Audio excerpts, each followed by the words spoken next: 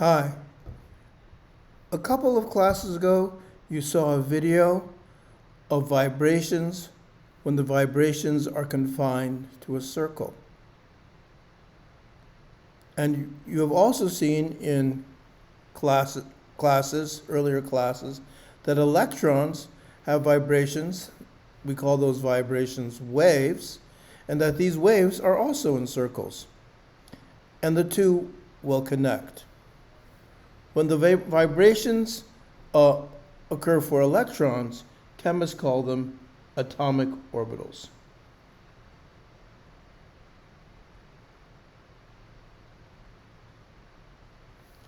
And we're going to use first the pictures of the vibrations on the circle to understand atomic orbitals. Shown here then are two membranes on a circle, and we've got two names, 1s and 2s, and let me show you the vibrations. That is one of the vibrations that we saw, and chemists call that atomic orbital the 1s vibration, the 1s wave. We can now look at the 2s wave.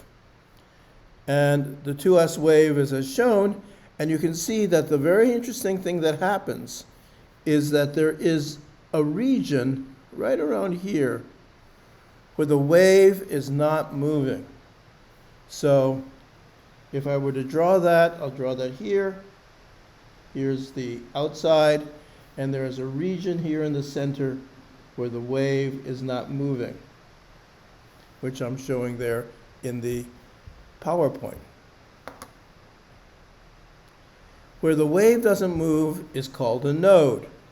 And this particular node, as I've shown on the left, is in the shape of a circle, and nodes which are circles are radial nodes.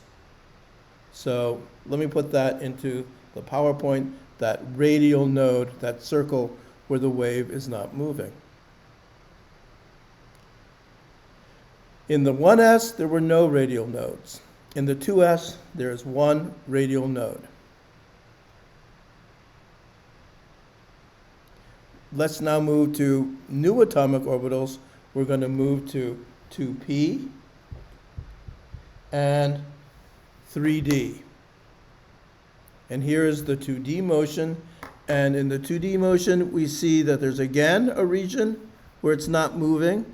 I'll show that right here. It's not moving right here. Where it doesn't move, that's a node. And if I were to draw what that region where it doesn't move, it's like this. And it's no longer a circle. Where it's not moving is actually in the form of a line. And when the nodes are in the shape of lines, they're not called radial nodes, they're called angular nodes. So let's put that picture into the PowerPoint. Now let's move to 3D. Here's the 3D motion, and if we look at it carefully, we'll see again there's a region where the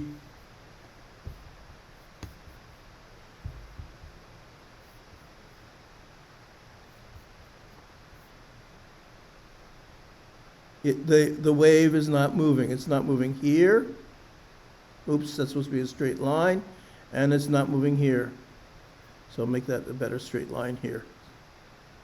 If I were to draw it here, the regions where it's not moving are here and here. There are two straight lines. These are also, again, angular nodes. And let's put that into the picture. So we now have, the one angular node for the 2p, one line, and the two angular nodes for the 3d. The number of the angular nodes determines the letter of the atomic orbital. If there are no radial nodes, no angular nodes, it's called an S, one line angular node, P, two lines, D, and three lines, F. So let's look at some 3D pictures And we see that in this picture over here on the left, there is one angular node and one radial node. Let's see that here. The radial node, remember, is in the form of the circle. Right there in the circle there, there is no motion, so there's neither red nor yellow shown in that region. And then there's one line, which is the angular node, and add the number of nodes. So in that 3p, we have 2 nodes. And the rule is take the number of nodes and add 1, and that's equal to the letter that goes before the letter. And remember, the letter P means one angular node. So this has got one angular node, it's P. You take the total number of nodes, which is 2, add 1, this is the 3p. And in exactly the same way, we can look at the orbital on the right. It has 2 angular nodes, 2 lines, 1 radial node, 2 plus 1, 2 plus 1, that's 2 angular plus 1 radial, and we always add 1 extra, is 4. This is therefore going to go by the number 4. And 2 angular nodes is D. So this orbital is called 4D. 3 nodes plus 1 is 4, 2 angular nodes is D. And that then is the nomenclature for atomic orbitals.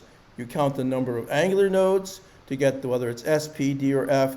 You count the total number of nodes and add 1 and get the number which goes before. And we can try it on some pictures. And let's look at this picture right here. We'll look at this one right here. In this picture here, what is the name of the orbital? You can pause the video and come up with your answer, but I'm just going to go straight on right now. There is one line.